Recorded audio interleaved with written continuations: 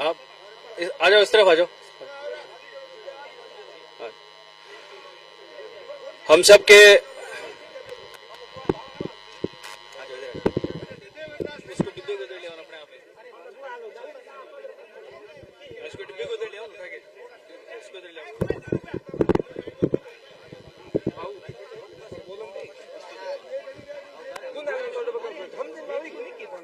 बस बस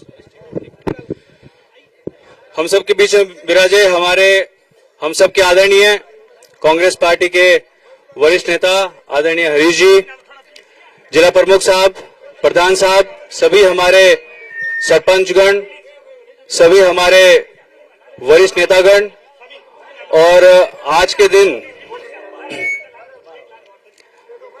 हमारे इस कांग्रेस पार्टी के सबसे मजबूत स्तंभ जाजम पे बैठे हमारे सामने आदरणीय हरखा राम जी, बोमा राम जी, नाना राम जी, मोटा राम जी, मगन खान जी, हाजी अब्बास, अयूब जी, उके खान जी, फगलू जी सरपंच साहब, मेरा छोटा भाई इलियास, जुनेद, सलीम, मेरे युवा साथी जोगेंद्र जी, कंवरा राम जी, और हमारे पार्टी के सभी वरिष्ठ जन, सभी हमारे युवा साथियों, यह चुनाव हमारे लिए बहुत महत्वपूर्ण है और इस बार हमारे लिए परीक्षा की घड़ी इसीलिए भी है कि ये क्षेत्र जो हमारी कांग्रेस पार्टी का गढ़ है, जो कि बरसों से कांग्रेस पार्टी की रीढ़ की हड्डी रहा है, इस बार हमारी परीक्षा की घड़ी है। हमें फिर से ये तय करवाना है कि कांग्रेस अगर सबसे ज्यादा कहीं मजबूत है तो वही हमारा क्षेत्र है। और आप सब लोगों की ये ताकत है जो कांग्रेस पार्टी की आज ताकत बनकर हमारे सामने खड़ी है। मैं उम्मीद करता हूं कि जिस तरह से हमने पूर्व के चुनाव में भी लगातार कांग्रेस पार्टी का साथ दिया है, हर जाति धर्म के तबके के व्यक्ति ने जो है कांग्रेस पार्टी का साथ दिया है, इस चुनाव में भी हमें कांग्रेस पार्टी का हाथ मजबूत करके उम्मीदवार राम जी को जल्द से जल्द दिल्ली भेजना है। साथियों, भाजपा के लोग जाति धर्म पर भगलाएंगे, भाजपाई मानसिकता वाले लोग आपको भगलाएंगे, भाजपाई मानसिकता वाले लोग आपके बीच जहर घोलेंगे, पर हमें उनकी बातों में बिल्कुल भी नहीं आना है और हमें इस बात को समझना है कि यह चुनाव किसी जाति धर्म का नहीं है, यह चुनाव हमारे मुद्दों का है, यह चुनाव हमारे बाड़मेर के विकास का है, यह चुनाव हमारे आने वाली पीढ़ी का है, यह चुनाव हमारी अपनायत का है, यह चुनाव हमारे आपसी प्रेम का है, यह चुनाव बाड़मेर के भविष्य का है। इसीलिए इस चुनाव में किसी भी तरह से बहकाव में नहीं आना है और हमें कांग्रेस पार्टी को मजबूत करना है। कांग्रेस पार्टी ने हर व्यक्ति को साथ में रखा है, हर जाति धर्म के तबके को साथ में रखा है और हर एक के विकास की बात करी है। मैं उम्मीद करता हूं कि इस चुनाव में ना सिर्फ बाड़मेर, मारवाड़, राजस्थान, पूरा का पूरा हिंदुस्तान जो है कांग्रेस में है। हमें बहुत बेहतर नतीजे मिलेंगे और इस बार हम लोग बहुत ही नतीजे देखेंगे। साथियों, मैं एक बार सब आप लोगों से आदरणीय हरीश जी के सामने, हमारे उम्मीदवार राम जी प्रत्याशी जी के सामने और हमारे सभी कांग्रेस वरिष्ठजनों के सामने आप लोग अपने दोनों हाथ खड़े करके इन्हें विश्वास दिलाएं कि इस बार हम लोग कांग्रेस को यहां मजबूत से मजबूत स्थिति में रखेंगे। साथियों, आप लोगों का जो ये भरोसा है, यह हमारी सबसे बड़ी ताकत है। मैं प्रमुख साहब, प्रधान साहब, हम लोग सदैव आप लोगों के बीच में, आदरणीय हरीश जी, हम सब लोग आप लोगों के बीच में रहे हैं। मैं लगभग इस पंडाल में सभी को नाम से जानता हूं, तो अब आज जब हम लोग आपके सामने वोट के लिए हाथ नहीं फैलाएंगे तो फिर आप सोचिए कि हमारी इतनी मेहनत, इतनी इस क्षेत्र के लिए जो हम लोगों ने पैरवी की है, सब चीजें की हैं, वो क्या काम आएगी। इसीलिए मैं आपसे करबद्ध निवेदन करके कांग्रेस पार्टी के लिए वोट मांगता हूं। आप लोग सब मिलकर कांग्रेस पार्टी को वोट दीजिए, हमारी झोलियां भर दीजिए। एक बार पुनः आप सभी का बहुत बहुत धन्यवाद, आभार। कांग्रेस पार्टी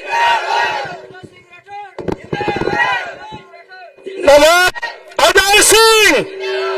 कार्यक्रम के अगले पैदान पर हमारे बीच युवा नेत्री सेना समा विराजमान है। आपसे आग्रह किया आप आए और इस जनसभा को संबोधित करें। युवा नेत्री का स्वागत, सेना समा। आभार, धन्यवाद।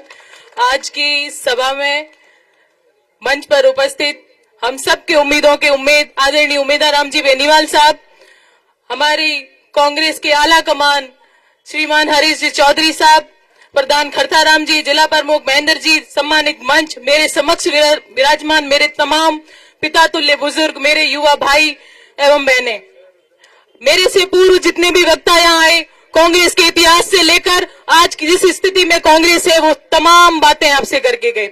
वक्त का तकाजा है, मैं इस क्षेत्र की बेटी, आपके गांव की बेटी होने के नाते आपसे इतना ही अनुरोध करूंगी, इतनी प्रार्थना, इतनी अपील करूंगी कि कांग्रेस को 26 अप्रैल को 1 नंबर बैलेट नंबर पे हाथ के निशान उम्मीदवार राम जी बेनीवाल को वोट दें और उन्हें विजयी बनाकर लोकसभा में आपकी पैरवी करने के लिए भेजें, क्योंकि ये 2 बार हारे हुए हैं। जीत की उसी कहते हैं ना कि जीत की जो मतलब होती है उम्मीद, वो सिर्फ हारने वाले को ही पता है। ये 2 बार हार चुके हैं और जीत किसे कहते हैं वो इन्हें पता होगी। इसलिए मैं आपसे उम्मीद लेके आई हूँ, आपके सामने ये उम्मीद करती हूँ कि जो हम लोग आए हैं, जो हमारी खाली झोलियां आपके पास लेके आप उन्हें भरने की कोशिश करेंगे। एक साथ मेरे साथ एक नारा लगाइए जिसकी गूंज दिल्ली तक जानी चाहिए, कांग्रेस पार्टी, कांग्रेस पार्टी। धन्यवाद। जय हिंद, जय भारत, जय कांग्रेस।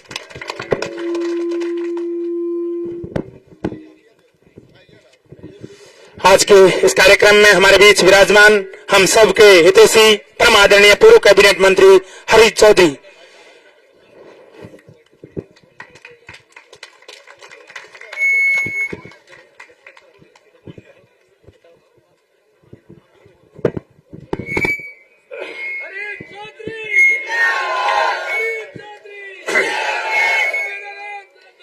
बाड़मेर लोकसभा क्षेत्र से कांग्रेस के उम्मीदवार राम जी बेनीवाल, सम्मानित मंच, बुजुर्गण और नौजवान साथियों,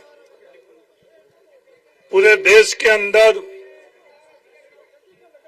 आज जो हालात बने हुए हैं, उन हालातों के अंदर आप लोगों को फैसला करना पड़ेगा कि इस देश के मालिक कौन है। इस देश के मालिक किसान है या नहीं है, देश के मालिक सैनिक है या नहीं है, देश के मालिक ये नौजवान है या नहीं है, देश के मालिक हम लोगों के परिवार में रहने वाली गृहिणी है या नहीं है, या सिर्फ देश के मालिक चंद पूंजीपति ही है।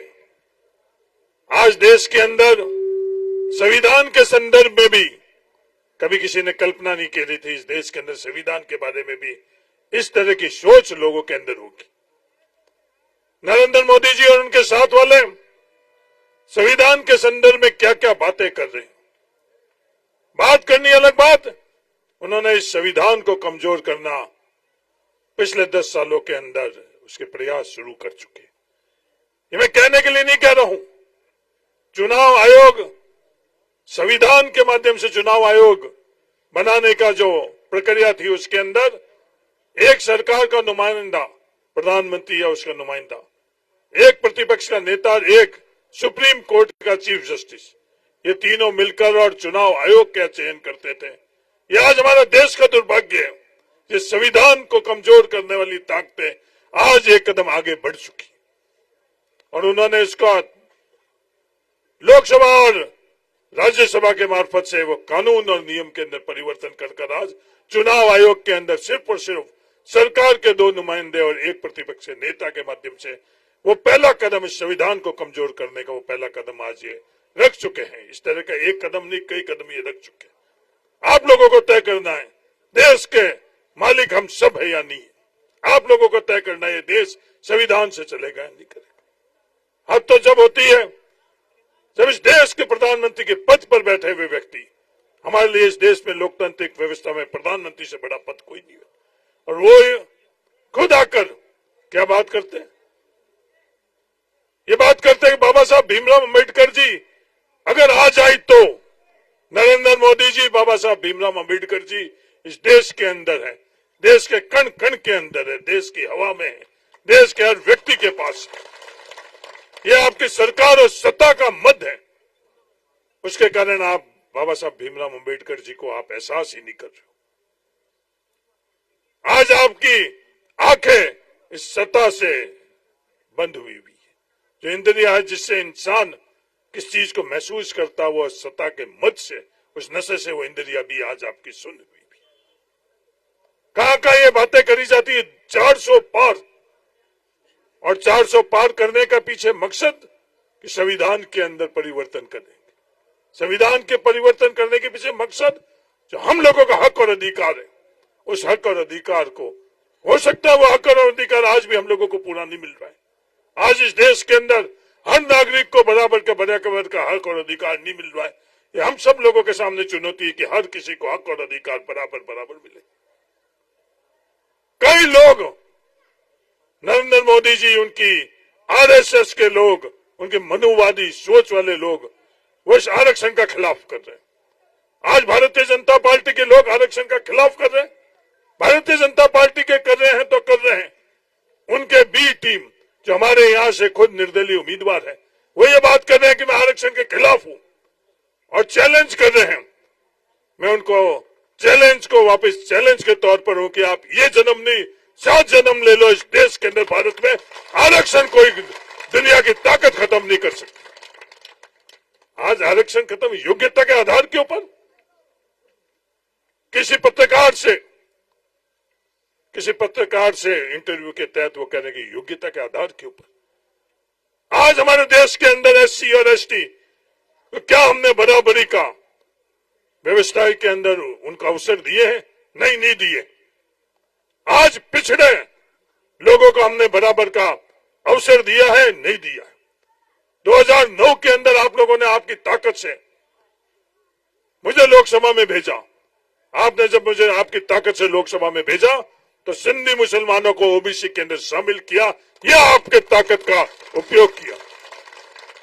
और ये क्या चाहते हैं? सिंधी मुसलमानों का वोट चाहते हैं, दलितों के वोट चाहते हैं। और मकसद क्या? इनका मकसद क्या है? इनका मकसद है कि सिर्फ खुद की ताकत बढ़ाना, सबकी ताकत नहीं बढ़ाना, ये इनका मकसद है।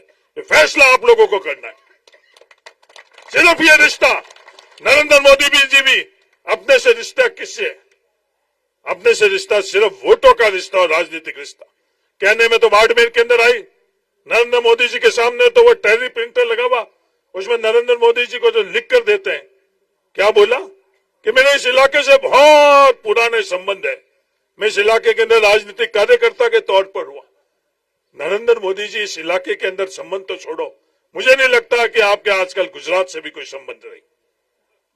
आप किस नशे के अंदर, आपने किस मद के अंदर आप हो? हमारे बाबा रामदेव के लिए क्या क्या बातें वो कश्मीर से जोड़ रहे हैं। पिछला चुनाव पूरा उन्होंने कश्मीर से जोड़कर, और यह आकर बाड़मेर में भी बाबा रामदेव की जन्मस्थली कश्मीर जो शिव के अंदर, उसकी जगह कश्मीर भेज दी। ये राजनीति के लिए क्या क्या कहते हैं, क्या क्या बोलते हैं, क्या क्या करते हैं, वो आप लोगों से छुपा नहीं। हम लोगों की हिस्सेदारी और भागीदारी पूरी नहीं रही, इसलिए क्या कर रहे हैं? इसमें जो सरकारी नौकरी हैं, नौजवान साथी वो सरकारी नौकरियां भी खत्म कर रहे हैं। विवाद कर रहे हैं, हिंदू से मुसलमान के लिए विवाद कर रहे हैं, वो भी कर रहे हैं। और ये निर्दलीय उम्मीदवार भी कर रहे हैं। निर्दलीय उम्मीदवार ये कह रहा है कि मैं ओबीसी के अंदर वर्गीकरण कराऊंगा। उन उम्मीदवार को ये पता नहीं है कि जब ओबीसी के लिए 21% से 27% का संघर्ष था, तो इसमें तमाम जातीय ओबीसी वाले का हक और अधिकार बढ़ाने की बात थी, उसका साथ तो आपने नहीं किया। आप इन लोगों को आपस में लड़ाने के लिए, आप लोग इन दोनों आपस के अंदर विवाद करने के लिए, विवाद करने के पीछे आपकी मंशा क्या है? सिर्फ और सिर्फ वोट लेने के लिए। तो नरेंद्र मोदी और आरएसएस से ट्रेनिंग लिए हुए ये लोग हैं, उन लोगों का मकसद ये है कि अपन एक जाजम के ऊपर नहीं बैठे। उन लोगों का मकसद क्या है? कहने में तो ये राष्ट्रवाद की बात करते हैं, पर ये सच्चे राष्ट्रभक्त भी नहीं है।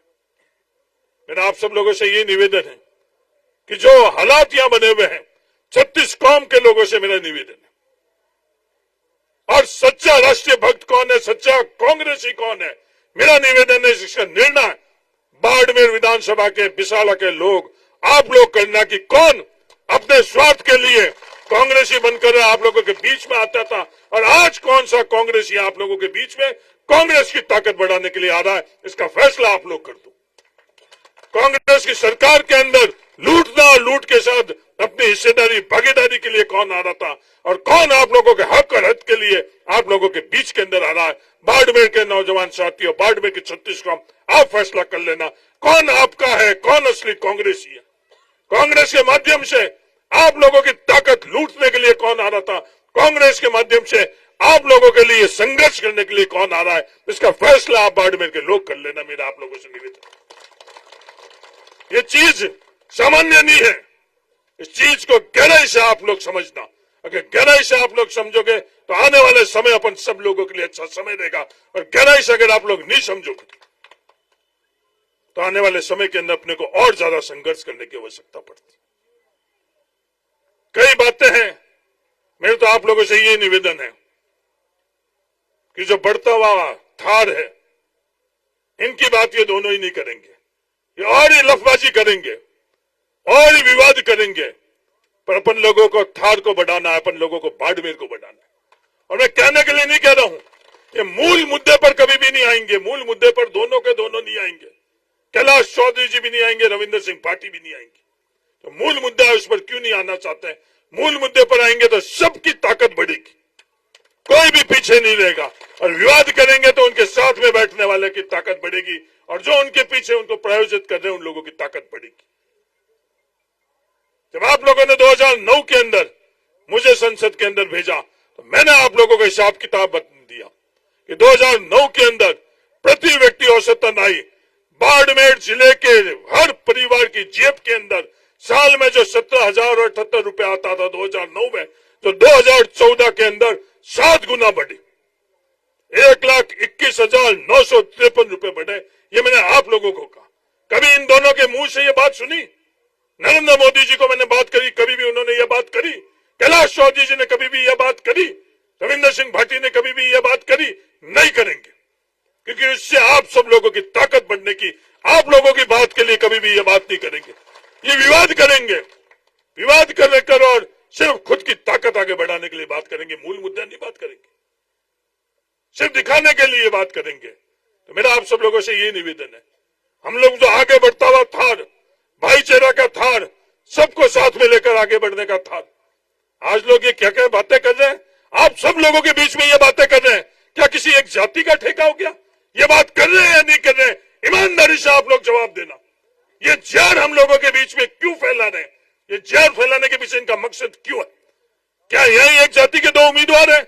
नहीं, इस देश के अंदर कई लोकसभा और विधानसभा क्षेत्र के लिए एक ही जाति के 2 उम्मीदवार रहते हैं, पर कभी भी ये जहर किसी ने नहीं फैलाया। ये जोधपुर लोकसभा के अंदर एक ही जाति के 2 लोग हैं, कभी भी ये बात आपको कहीं से सुनने को मिली? नहीं मिली। ये हम लोगों के थार के अंदर जहर क्यों फैला रहे हैं, ये 36 कौम के लोगों से मेरा निवेदन है, इसको आप समझो। और ये क्या, ये बाड़मेर शहर के अंदर 10 के मिति ब्याज से कौन बाड़मेर शहर को लूटवा है, और आज वो लोग कहां खड़े हैं ये आप लोग तय कर लो जाकर। बाड़मेर शहर के अंदर हजारों करोड़ रुपए की जमीन जो दबाने वाले थे और दबवाने वाले थे, उनमें से कौन कहां खड़ा है वो आप लोग तय कर लो। आप बाड़मेर शहर के आसपास वाले बाड़मेर विधानसभा के क्षेत्र के तमाम लोग जानते हो, ये जमीन का मालिकाना हक किसका?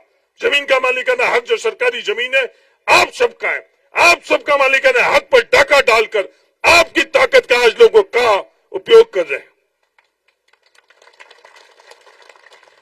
इन चीजों का अगर आप नहीं समझोगे, अगर ये चीज बोलेंगे तो उनको बुरी लगेगी।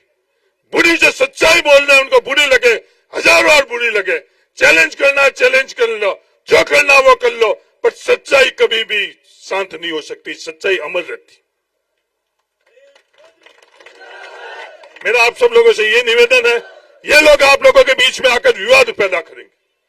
हम लोग कांग्रेस कभी भी जाति को जाति के संदर्भ में विवाद पैदा करने के लिए नहीं आई। हम जाति को जाति के साथ, धर्म को धर्म के साथ, किसी भी प्रकार का भेदभाव नहीं, सबको साथ में लेकर आगे बढ़ाने के लिए आप लोगों के बीच में आते हैं। आप क्या चाहते हैं इसका फैसला 26 तारीख को आप लोग कर लेना। क्या वे विवाद करने वाली ताकतें को आपको आगे बढ़ाना है कि आपस में सबकी हिस्सेदारी भागीदारी वाली ताकतें आगे बढ़ाना, इसका फैसला आप लोग करना। विकास के संदर्भ में कई बातें हैं, आप सब लोग अच्छी तरह से समझ चुके हैं कि बाड़मेर विकास के पथ पर कहां जा रहा था और ये विवाद करने वाले क्या किस मकसद से आ रहे हैं, अच्छी तरह से आप समझ चुके हैं। कई तरह की बातें करेंगे। आवाज, एक बच्चे के अंदर तो भगवान होता है, उस बच्चे को भी आज वो अपनी भावना प्रकट नहीं करने दे रहे हैं। ये कोशिश की जा रही है, करी जा रही है, नहीं करी जा रही है। एक बच्चे को जब एक पत्रकार पूछता है कौन जीतेगा बेटा बता, तो पास के अंदर उस बच्चे के ऊपर भी दबाव, उस बच्चे की भी भावनाओं का कत्ल करने का प्रयास किया जा रहा और बोला जा रहा है रविंदर सिंह बोल, रविंदर सिंह बोल। पत्रकार ने क्या बोला कि जो तेरे मन में है वो बोल बेटा, तो उसके मन से क्या निकला, उमेदा राम, उमेदा राम। ये दबाव के अंदर, मैं ईमानदारी से कहता हूं, इस दबाव के अंदर इस सड़क के ऊपर किन किन की दुकानों के, किन किन के घरों के ऊपर कौन कौन से झंडे लगवाए हैं, ये आप सब लोगों को अच्छी तरह से पता है। ये झंडे लगे हुए हैं उमेदा राम जी, ये झंडे लगे हुए हैं, ये उसी बच्चे के तरह जोर जबरदस्ती झंडे लगाए हुए हैं। इनकी मन के अंदर, इन दुकान वाले और मकान वालों के मन के अंदर कांग्रेस पार्टी उमेदा राम है, ये सच्चाई है। आज 100 गाड़ियां, उमेदा राम बेनीवाल बिसाला में आया, बाहर से कितनी गाड़ी थी, 3 गाड़ी थी। ये ट्रैक्टर, ये कंधे, ये लोग आप लोग थे। और दूसरे लोग जब बाहर से आई तो आप लोग तो 20% और 80% दुनिया भर से इकट्ठी करके बड़ी बड़ी गाड़ी से आई है। ये बिसाला नहीं देख रहा है, पूरा बाड़मेर देख रहा है। जयपुर और दिल्ली में बैठे हुए लोगों को नहीं पता, मुझे पता है कि यहाँ बैठे हुए लोग तमाम के अंदर इस इलाके के अलावा बाढ़ का कोई भी नहीं है।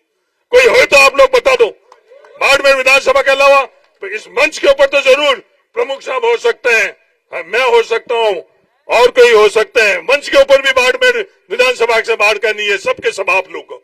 और वो लोकसभा क्षेत्र से भी बाढ़ के लोग लाकर और दिखाना चाहते हैं। लोग इस तरह से नहीं आएंगे, लोग सच्चाई के साथ आएंगे, लोग इस तरह से दबाने से नहीं दबेंगे, लोग अपने हित से आप लोगों के साथ में आएंगे। मैं उनको सलाह देना चाहता हूं। जो आरोप प्रत्यारोप लगा रहे हो, उस आरोप प्रत्यारोप दुनिया अच्छी तरह से जानती है, सच्चाई अच्छी तरह से जानती है। जब भारतीय जनता पार्टी का राज था, ए और बी दोनों से बात कर रहा हूं, यहीं पास के अंदर भादरेश के अंदर जो जमीन सरकार ने ली, जब आप लोगों ने उनको कितना पैसा दिलाया, और जब कांग्रेस की सरकार थी कितना गुना पैसा, 3 लाख रुपए, 26,000 और 3 लाख। कभी भी इन्होंने बात करी? ये आपके पड़ोसों की बात है कि अपन लोगों की पड़ोस पहले, कभी बात करी? नहीं करी।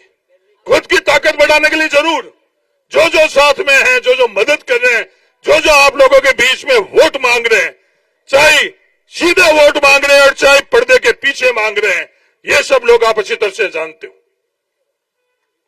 नहीं जानते हो। और वो कभी किसान के लिए, कभी आप लोगों के लिए करने की उनकी मंशा रही है? नहीं। उनका रिश्ता आप लोगों से सिर्फ और सिर्फ वोटों का रिश्ता रहा है। उनका मकसद यह है कि एक से दूसरे को लड़ाना। आज एक से दूसरे से लड़ाने वाली तमाम ताकतें सभी राजनीतिक दलों से ऊपर उठकर वो सब एक हुई हुई है, नहीं हुई हुई, आप फैसला कर लो। और किसको रोकना चाहते हैं? इस उमेदा राम बेनीवाल को रोकना चाहते हैं। क्यों रोकना चाहते हैं? क्योंकि 36 कौम की आवाज लोकसभा में मजबूती से उठाना चाहता है। ये मुसलमान की आवाज उठाना चाहता है, हिंदू की आवाज उठाना चाहता है, मेघवाल की आवाज उठाना चाहता है, भील की, नाई की, दर्जी की, कुमार की, जैन की, ब्राह्मण की, तमाम लोगों की आवाज उठाना चाहता है। वो क्या चाहते हैं? किसी की आवाज नहीं। इस व्यवस्था में सिर्फ हमें लूटने दो और हम ही बांटेंगे, बाकी किसी की हिस्सेदारी और भागीदारी नहीं है। तो फैसला आप लोगों को करना है कि 26 तारीख को सबकी हिस्सेदारी हुई, भागीदारी हुई है। चंद लोग ये जो कर रहे हैं वो कर। इन लोगों के पास ताकत खेत खड़कर और ताकत नहीं है, मेहनत करके ताकत नहीं है। इन लोगों के पास जो ताकत का इजहार ये कर रहे हैं, ये अपन लोगों की जेब पर डाका डालकर हम लोगों की ताकत से ये लोग दुनिया को दिखा रहे हैं अपनी ताकत। ये भी, इस बात को भी समझने की आवश्यकता है। ये बात मैं कहने के लिए नहीं कह रहा हूं नौजवान साथियों, ये बात को अगर आप गहराई से समझोगे, कहीं इन लोगों की मेहनत की कमाई नहीं है जो आज करोड़ों रुपए ये उड़ा रहे।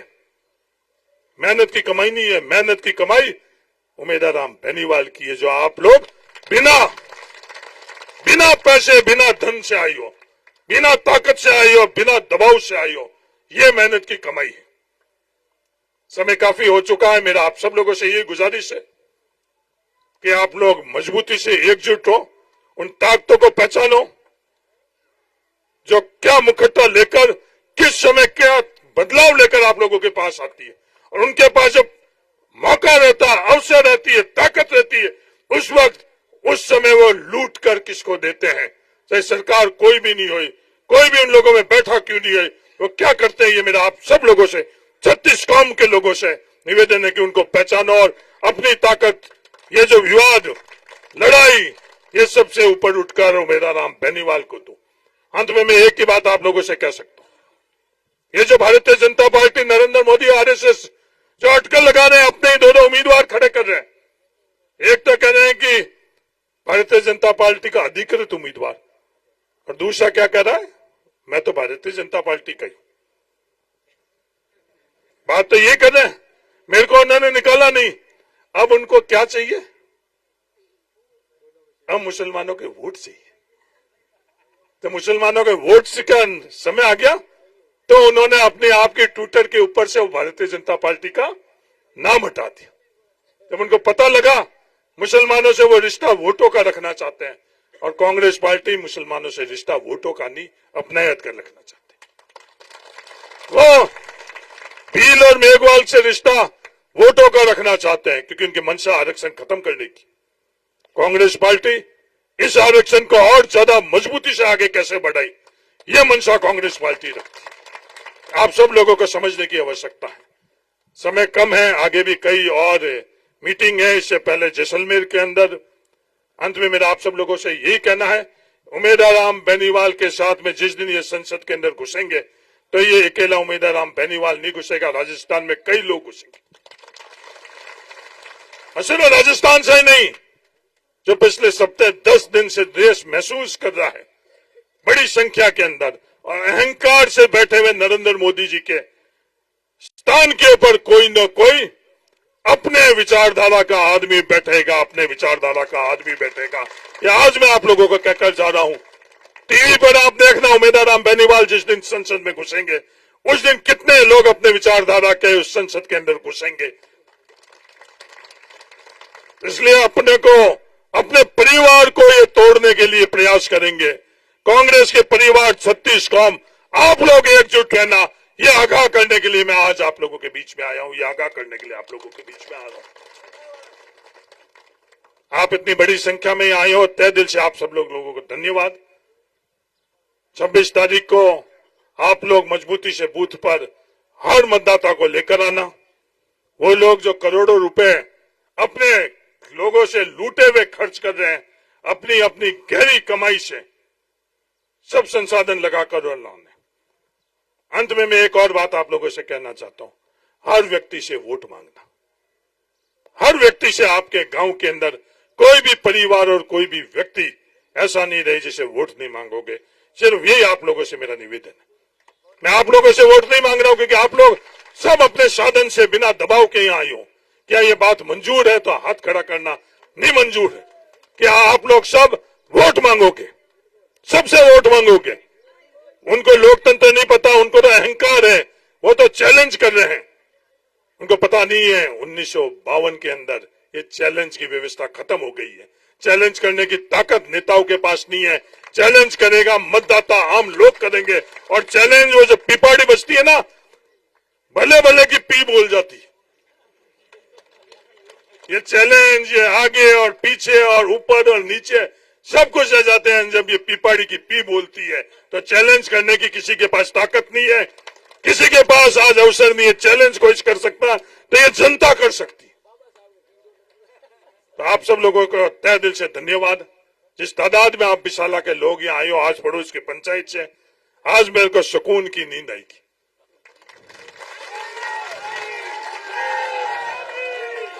क्यों? उन्होंने, जो सामने वाले हैं, उन्होंने लाखों रुपए फूंक कर भी आप लोगों को दिल से नहीं बुलाया। जो और फूका, जहां इस दिशा से आते हैं जिस दुकान के ऊपर वो झंडा लगा हुआ है, उस दुकान के माध्यम से भी क्या क्या खेला हुआ, क्या नहीं, ये दुकान नहीं, गोश्त ही जो पहली दूसरी दुकान थी जिसके ऊपर झंडा ही वो लगा हुआ है, उस दुकान के अंदर से क्या क्या लोगों को बांटने की कोशिश करी। पर यहाँ का विशाला का कोई भी हाल, जो सच्चा आदमी है विशाला से प्यार करता है, बाड़मेर से प्यार करता है, नहीं झंडा वाला नहीं। एक दुकान है जो विशाल गांव में आवा मेरे आगे लोहे का लागीड़ा है, लोहे का लागीड़ा को नहीं, बाकी दुकान में लोहे का नहीं है, बाकी दुकानें तो खुली है, एक दुकान है में लोहे का, अभी तो पर झंडा गिरा तो मैं तो सड़क पे आता था, झंडो कोई और ही दिखियो अजी दिन अटे में रैली करता भी दुकानों कई आयो, बहुत थानों ज्यादा कोई नहीं जाने अटे तो हाथा जोड़ी है उमेदवार राम और मारा हाथ वाले मूल जी मेघवाल और बाकी हंगारी, मैं तो भी करता रहेला थे मजबूती हूं, उमेदवार राम रे दिल्ली भेज दीजिए। धन्यवाद, जय हिंद, राम राम। हरीश चौधरी कांग्रेस पार्टी, कांग्रेस पार्टी, उमेदवार राम दानियाल। अब हमारे बीच हम सबके लाडले परम आदरणीय युवा नेता ईमानदार हमारे प्रत्याशी उमेदवार रामजी बेनीवाल को हम सुनेंगे। आप सभी एक बार हाथ ऊपर जोरदार तालियां बजाकर स्वागत करें उमेदवार।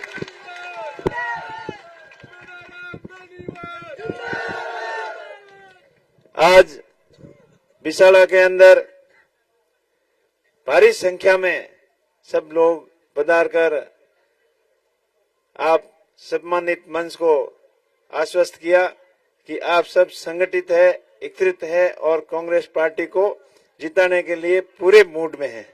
आपका बहुत बहुत धन्यवाद। मंच पर विराजमान पूर्व शासन, पूर्व मंत्री और अखिल भारतीय कांग्रेस कमेटी के बड़े नेता हरीश जी चौधरी साहब, बाड़मेर के जिला प्रमुख महेंद्र जी चौधरी साहब, पूर्व प्रधान मूलाराम जी, आजाद सिंह जी, प्रधान प्रतिनिधि खरताराम जी, करनाराम जी, मूली जी, बीडीओ साहब,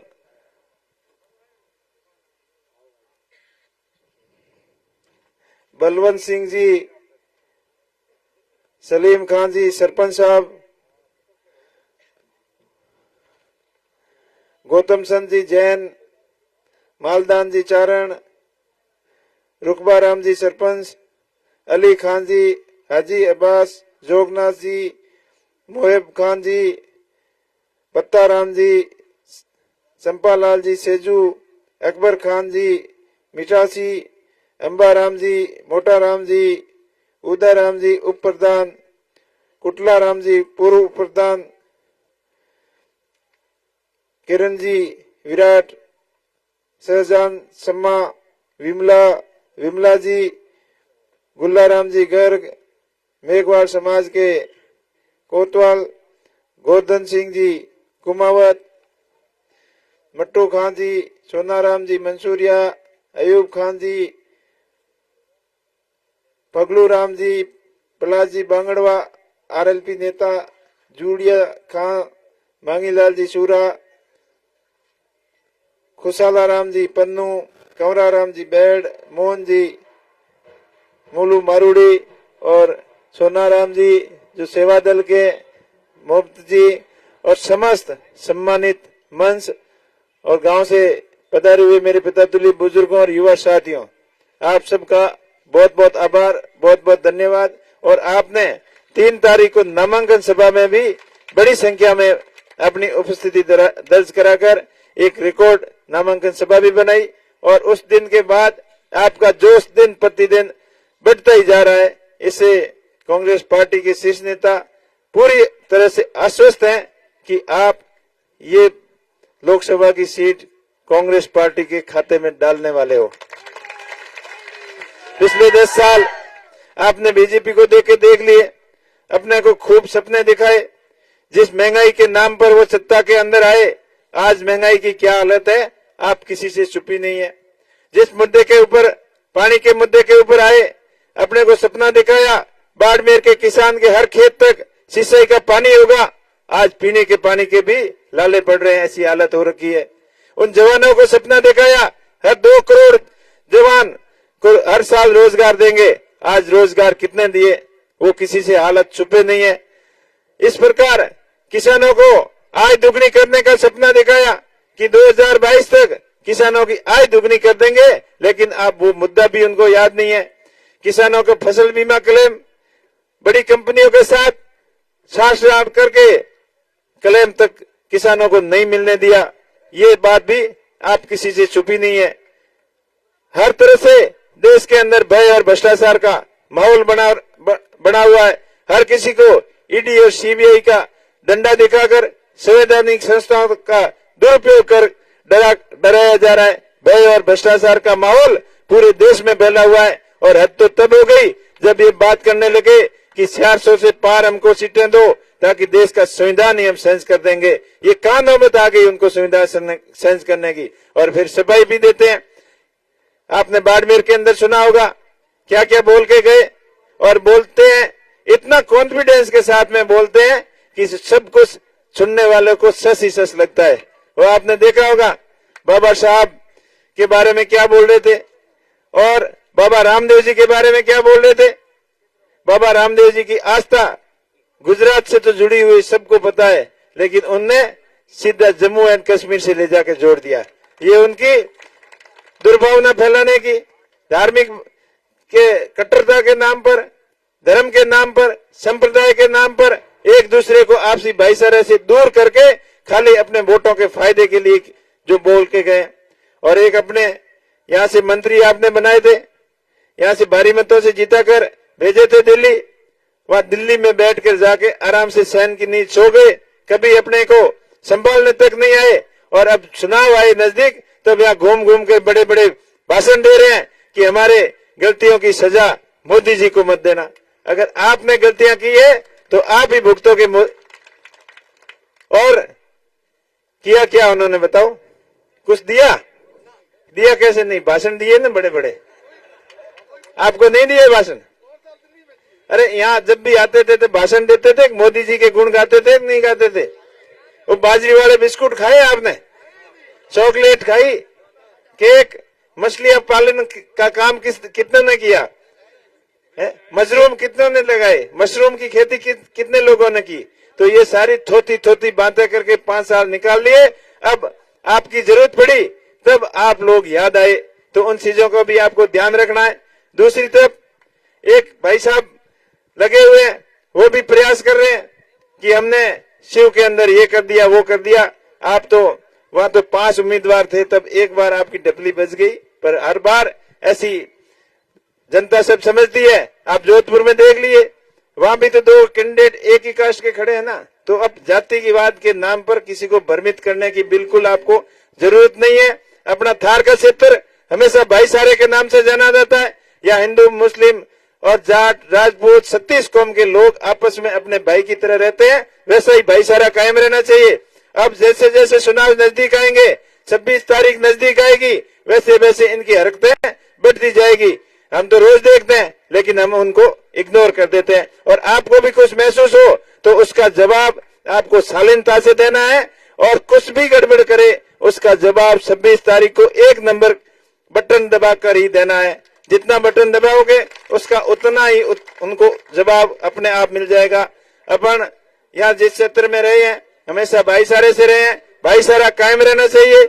आपको उकसाने की कितनी कोई कोशिश कर दे, लेकिन आप उनको इग्नोर करके साइड से निकल जाना। किस भी बयान के माध्यम से कहेंगे, सोशल मीडिया के माध्यम से कहेंगे, ऐसे छोटी तुच्छ हरकत भी कर सकते हैं, लेकिन आपको उन चीजों की तरफ बिल्कुल ध्यान नहीं देना है। मैं आपका भाई, आपके लिए हमेशा संघर्ष करूंगा, आपके साथ में रहूंगा। जिस प्रकार पिछले 5 सालों में हमेशा आपके साथ में रहा, जब भी किसी पीड़ित को, दलित को, शोषित को न्याय की जरूरत पड़ी तो उसको न्याय दिलाने के लिए आगे की पंक्ति में खड़ा मिला। चाहे किसानों के लिए कृषि का क्लेम दिलाने की बात हो, फसल बीमा क्लेम की बात हो, बेमौसमी बारिश की वजह से फसलें खराब हुई तब बजरी का मामला हो, चाहे टिड्डी का मामला हो, चाहे बिजली पानी का मामला हो, जब भी आपको जरूरत पड़ी मेरी तो मैं आपके बीच में रहा। वैसे ही आपके साथ में रहकर, आपका संघर्ष का साथी बनकर देश की सबसे बड़ी पंचायत लोकसभा में आप जनहित के मुद्दे उठाने में और आपके काम कराने में कोई कमी नहीं छोड़ूंगा। मोदी जी कह रहे थे बाड़मेर में कि हमने बहुत काम करवाए। कहाँ काम करवाए? आप जैसलमेर बाड़मेर से गुजरात एक रेल का लाइन का जो प्रोजेक्ट था वो आप 10 साल से बातें करते आ रहे हो। एक बार बजट स्वीकृत करके उसको आपने जानबूझ के रोक लिया। अपने बाड़मेर के अंदर हवाई अड्डे का सपना दिखाया, वो अभी का अभी अधूरा पड़ा। बाकासर के अंदर पोर्ट का सपना दिखाया, वो वैसा का वैसा पड़ा। ऐसे जो इंदिरा गांधी नहर और नर्मदा नहर को आपस में जोड़ के बॉर्डर को हरा भरा करने का आपने सपना दिखाया, उसके ऊपर क्या काम किया? काम तो क्या किया? अभी पीने के पानी का भी लाले पड़ रहे हैं। और अपने राजस्थान के हिस्से का पानी माही बांध जल समझौता हुआ था, उसका आज से 15 साल पहले, 10 साल पहले आने का था, लेकिन उसके बारे में भी आपने कुछ नहीं किया। आपने भाषण जरूर दिए, नदियों से नदियों को जोड़कर किसान खेत खलियाल तक पानी लाएंगे, किसान के खेत को हरा भरा करेंगे और किसान को खुशहाल करेंगे। खाली भाषणों से खुशहाल नहीं होता मोदी जी, खाली आप कच्छ का उदाहरण देने से कुछ नहीं होता। आपने कहा था मेरे कच्छ के अंदर आम और अंगूर हो सकते हैं तो बाड़मेर के अंदर क्यों नहीं हो सकते हैं? मैंने तो देखा कच्छ में भी कहीं अंगूर नहीं है, ये बातों में ही अंगूर होते। जैसे रामदेव जी वाली बात थी ना, वैसे वो कच्छ वाले भी अंगूर है। ये खाली थोती बातों के ऊपर ध्यान देने की जरूरत नहीं है, अपने भाई के ऊपर भरोसा रखना। मैं आपके लिए हमेशा दिन रात प्रयत्न करूंगा और शिक्षा के क्षेत्र में एक डिजिटल नई क्रांति लेके आएंगे, इसका मैं आपको भरोसा दिलाता हूं। जिसकी छोटी सी शुरुआत बाईतू से की है और वो आप लोगों के सहयोग से, सरकार के सहयोग से पूरे अपने मारवाड़ के अंदर, पूरे थार के अंदर उसकी शुरुआत करेंगे। क्योंकि बाबा साहेब भीमराव अम्बेडकर का सपना था कि हमारे देश की एजुकेशन विदेशों से भी बेटर हो, और उन्होंने कहा करते थे हमेशा कि शिक्षा वो शेरनी का दूध है, जो पिएगा वो दौड़ेगा। इस संदर्भ में हमने प्रयास भी किए और प्रयास किए तभी तो हम आगे बढ़े, और इसमें और अधिक प्रयास करने की जरूरत है। क्योंकि आने वाला समय हमारे लिए चैलेंजिंग का समय है, टेक्नोलॉजी का समय है और स्टैंडर्ड उसमें स्मार्ट एजुकेशन का समय है, स्किल डेवलपमेंट का समय है। तो उसके हिसाब से अपने आप को तैयार करेंगे तभी इन स्थानीय कंपनियों के अंदर अपने को रोजगार मिलेगा, नहीं तो इस धुएं के अलावा कुछ नहीं मिलेगा। मैं आपका भाई आपसे भरोसा दिलाता हूं कि इन स्थानीय कंपनियों में आप सभी युवाओं को 80% से ज्यादा नौकरी मिले, और जो ये कंपनियां पॉल्यूशन फैला रही है इसके भी ऊपर डंडा चलाएंगे। अब बादरेस प्लांट आपके पास में, आप बरसात की ऋतु में वह कीचड़ हो जाता है और आंधियां चलती है तो पाउडर उड़ता है, नजदीक में रहने वालों का जीना दुर्बल हो जाता है। ये भी सुनते नहीं है कंपनी वाला, इनको डंडा देके चुनाएंगे और इनके CSR फंड का पैसा, एक एक पैसा स्थानीय आसपास के गांव के विकास के लिए काम लगाएंगे, शिक्षा के लिए काम लगाएंगे। आप अपने भाई पे भरोसा रखना, मुझे आप अपना समझकर अपना हित के हिसाब से मेरे ऊपर आशीर्वाद रखना। कांग्रेस पार्टी को मजबूती से जिताना और आने वाली 26 तारीख को 1 नंबर बैलेट पर ज्यादा से ज्यादा बटन दबाकर कांग्रेस को मजबूत करना, और आप एक एक घर घर तक डाणी डाणी जाकर वोटों की आप अपील करना। क्योंकि वोट देने के लिए लोग सब तैयार है, लेकिन कहीं तो यूं डी के वोट तो देना मत कोई मनवार करे तो बेटा, तो मन है और मनवार की कमी आप मत रहने दियो। सब एक एक ने जान अपील करियो।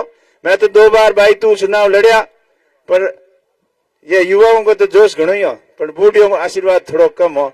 तो हम के ओए कयो घणो ही 18 में तुम्हारे ये लागी कोनी, हम कहते कि कहते ये फट दणो ये लागी बूढ़ियों कहनो कियो।